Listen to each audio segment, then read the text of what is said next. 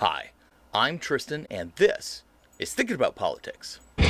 So today, well, I finally found proof that China rigged the 2020 election in Hong Kong, not the US presidential election. See, Republicans keep forwarding this lie that the 2020 election was somehow stolen or fraudulent and has been thoroughly debunked up and down. But it occurs to me that, here we are blaming the Communist Party of China for rigging a 2020 election, and that is something that they do. We thought it would be interesting to look at what happens when China does rig an election. What does that look like? What are the types of things you're likely to see when an election is actually stolen by the government?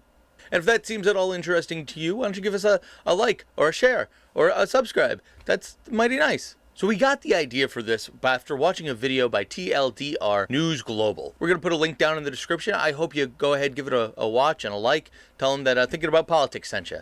See, Hong Kong, while a part of China, for a long time was a part of the United Kingdom. By the millennium, the rule of Hong Kong had been turned over to the Chinese under an agreement that the Chinese would allow one state with two systems. But over the last several years, we've seen things like the umbrella movement and people protesting for more democratic reforms in Hong Kong as China has increased its direct control over the island. And to understand what exactly China did in 2020 to rig this most recent election, let's take a look at what this legislative council looked like the last time there was an election in 2016. Since the last major election in 2016, China has fundamentally changed the country's democratic system. The Legislative Council, otherwise known as LegCo, is the legislative branch of the Hong Kong government. Elections are usually held every 4 years, but not all members are elected in the same way.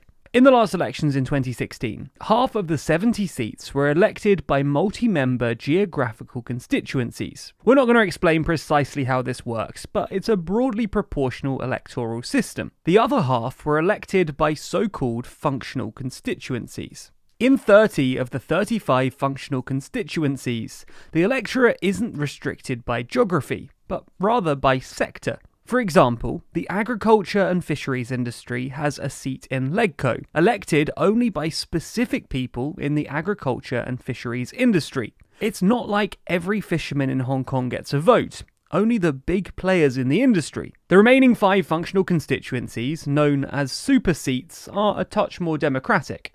Introduced in 2010, anyone who's not a member of a functional constituency sector, i.e. most of Hong Kong, can vote in super seat elections. So you can see this legislative assembly has a very unique setup. There's a proportional electoral system for about half of the votes. Another half of the votes are chosen by business elites and oligarchs. But still, there are these 5 seats that are elected by the people. That's a pretty impressive thing, isn't it? These super seats are the cutting edge of democracy in this system. So obviously, they gotta go. In July of this year, Beijing imposed a national security law on Hong Kong in response to growing protests, which gave the CCP sweeping powers to essentially detain or arrest anyone considered too pro-democracy. And that's exactly what they did. More than 100 people have so far been arrested under this law, and the crackdown successfully squashed the protests. Then, in March 2021, Beijing passed another law. Firstly, any LegCo candidate has to be vetted by Beijing, and any candidate deemed insufficiently patriotic to China would be banned from running. Secondly, they expanded the number of LegCo seats from 70 to 90, and reduced the number of geographical constituencies from 35 to 20. They scrapped the super seats and made the remaining 40 seats elected by the 1,500-member election committee. See, the Chinese Communist Party does not want pro-democratic forces gaining more and more power in Hong Kong through democratic means and to be seen as legitimate.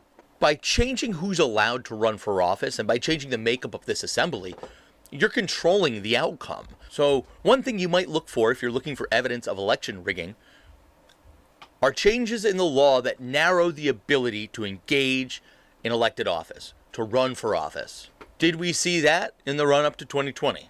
I leave that question to you. Another way China was able to control the outcome of this election and rig it was through their response to COVID.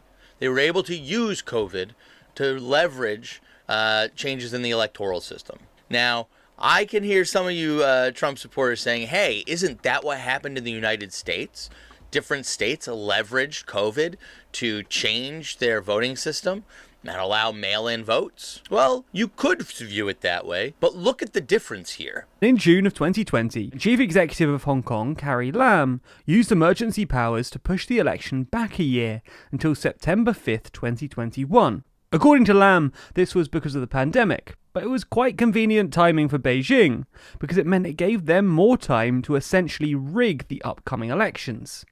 In China, the response to COVID was to push the elections out, to cancel the election and push them out till the next year. That's not what happened in the United States. And the changes by the Chinese government had the effect of driving down participation dramatically. Just 30% of Hong Kongers cast votes, about half of the 58% of citizens who voted in 2016, and the lowest since Hong Kong started holding legislative elections in 1991. Can the same really be said for mail-in ballots in the United States? Here, the change was to allow more people to engage in the electoral process, to ensure that more people were able to have their voices heard, and it's exactly what happened. You can see how this response to COVID in the United States, by many states, was diametrically opposed to the Chinese Communist Party, again, trying to control the outcome of their democratic processes. And the most important change that China pushed through was this change to the council's composition, stripping away those super seats, those more democratic, cutting edge of democracy seats where everyone could participate. This makes the Hong Kong system far less free, far less democratic, far less open. The Chinese Communist Party has essentially said it does not respect the will of its voters. Now, compare that to the Republican response to Donald Trump losing the election. Many, even within Congress, were advocating that the vice president unilaterally disenfranchise millions upon millions upon millions of voters in different states by just throwing out their electoral slates. The Trump campaign went into court after court after court, asking judges to invalidate the will of the voters in places like Michigan and Arizona and Pennsylvania. Why?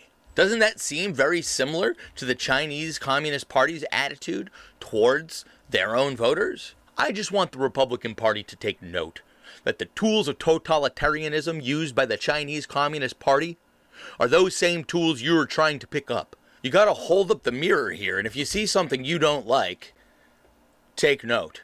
But that's it. I just wanted to highlight that when China does rig elections, there are things you can look for.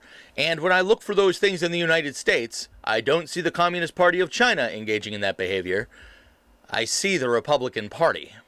Well, that's going to be it for me. You've been great. Hope to see you again next time. But until then, keep thinking. Now I'm busy with this mule.